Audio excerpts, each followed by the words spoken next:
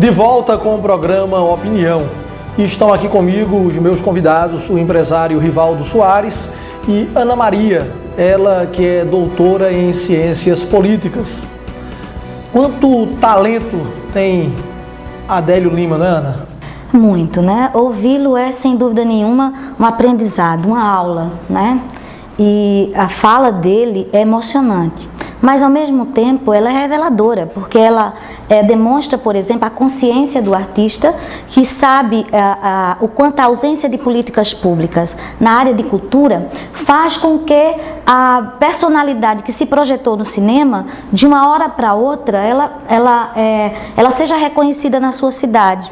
Mas, ao mesmo tempo, ele se preocupa que isso não repercutiu em mudanças efetivas na política de cultura do espaço onde ele vive. Isso que ele retrata em relação à cidade de Caruaru é algo, infelizmente, comum, né, a nosso estado, ao estado de Pernambuco, e a maneira como os artistas e a arte é tratada nesse país, são tratadas nesse país. Ou seja, a gente pensa muito mais cultura como evento, cultura como um elemento folclórico, que necessariamente cultura como um instrumento de educação e de transformação social. E é nesse sentido que o Adélio é brilhante, porque ele compreende que a arte é um instrumento de transformação de vidas.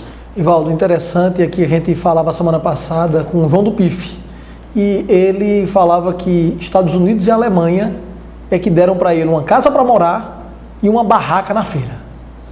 Mas é isso, né? O Adélio falou aí de uma figura de Caruaru que é o Papa Popó e ele tem uma frase interessante: Caruaru é celeiro de artistas e cemitério de artistas. Infelizmente, Adélio retrata exatamente o preconceito que o próprio povo às vezes tem dos seus artistas. Foi preciso ele malhar, né, durante os eventos de Caruaru, para que alguém lá de fora visse nele a capacidade que ele tem como artista, e como outros, né, que saíram de Caruaru, que estão hoje no sul do país, saíram de Pernambuco, que estão no sul do país, porque infelizmente nosso estado, nosso município e os demais municípios, creio eu, do estado, não dão essa condição de trabalho para que a cultura seja não só um elemento, né, de mostrar a vivência de um povo, a vida de um povo, né, como esse povo vive, mas acima de tudo ser o ganha-pão, ser economias, gerar recursos para os municípios do nosso estado e das nossas micro-regiões do estado de Pernambuco. Então, Adélio retrata bem o que passamos, o que os artistas passam na cidade de Caruaru e eu acho que em todas as cidades do nosso estado, por falta de políticas de cultura, de leis que facilitem a busca de recursos, né, para que não só Adélio, como milhares de artistas, artesãos, músicos que tem em Pernambuco possam crescer. Veja o exemplo da Bahia, né? A Bahia, ela vende a cultura dela, ganha dinheiro com cultura. Infelizmente aqui a gente ainda está muito incipiente nesses projetos de desenvolvimento e de projeção da cultura pernambucana. E veja só, na minha opinião, a gente vê aí Olinda, Recife, a gente vê ali Jaboatão, aquela região dos mangues também sendo esquecidas. Isso é no carnaval, isso é durante o ano inteiro. No mês de abril, muitas coisas estão por vir, inclusive uma queda no valor da conta de energia. É isso mesmo, Wagner? Explica aí pra gente.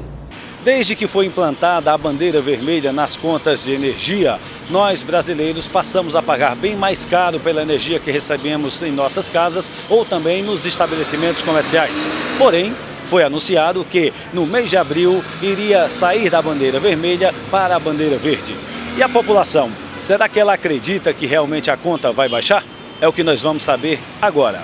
Olha, do jeito que o governo ele vai tirar de um lado e aumentar do outro. Eles vão arrumar uma maneira de aumentar.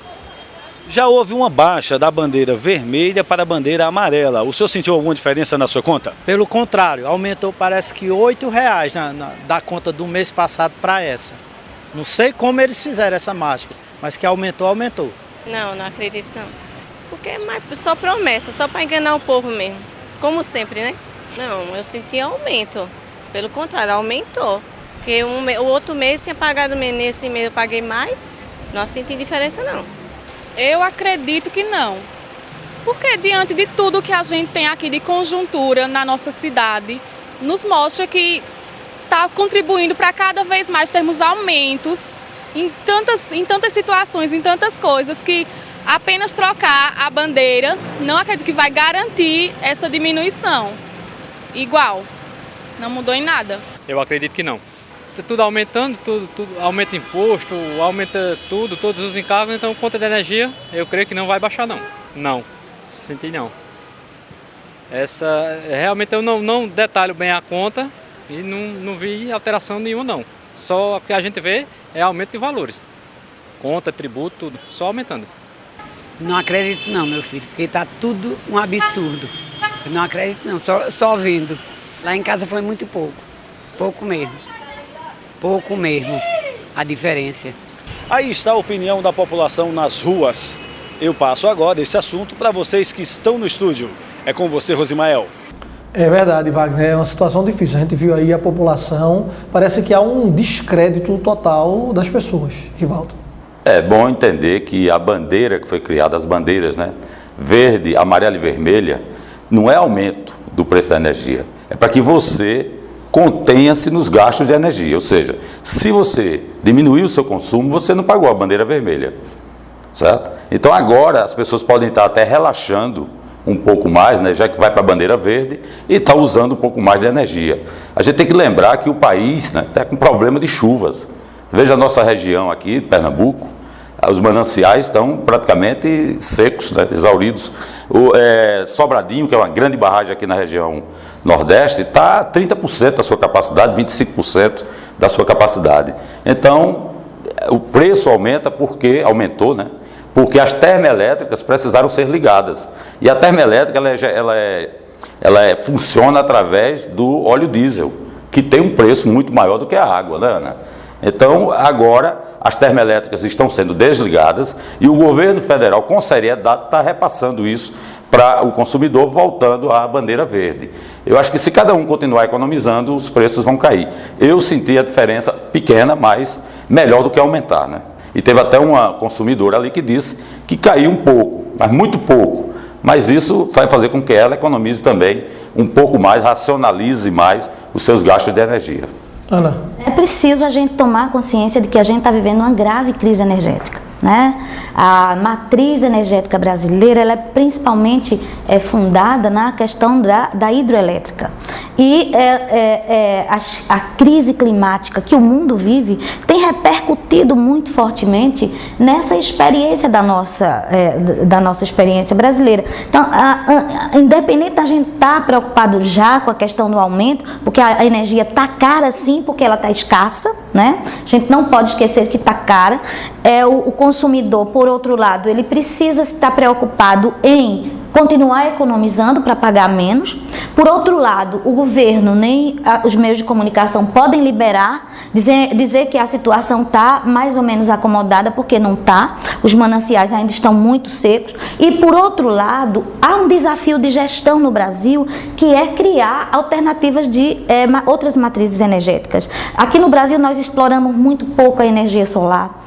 Ainda é muito cara, não é, esse investimento. As novas gestões precisam incentivar formas, financiamentos que facilitem o aproveitamento da energia eólica, da energia solar, de outras formas de energia que nós temos. Por exemplo, nós somos um país que basicamente só tem inverno e verão. O Nordeste só tem inverno e verão. A gente não pode ser tão dependente. Precisamos fazer isso com urgência. Olha, é diminuindo o surto de uma doença e ressurgindo outras, não é, Marília?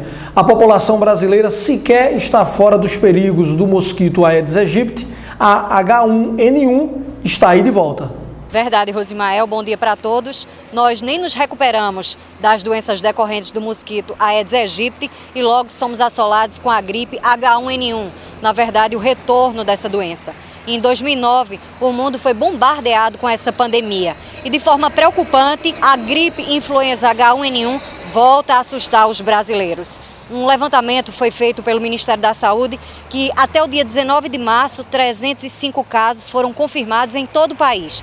Ao todo, são 11 estados e o Distrito Federal com casos confirmados da doença. Pernambuco aparece em 4º lugar no ranking nacional, com 5 pessoas infectadas com o vírus. 46 pessoas já morreram em todo o país. A vacina só será distribuída pela rede pública no próximo mês. E em nota, o governo afirmou que não tem como antecipar esse repasse.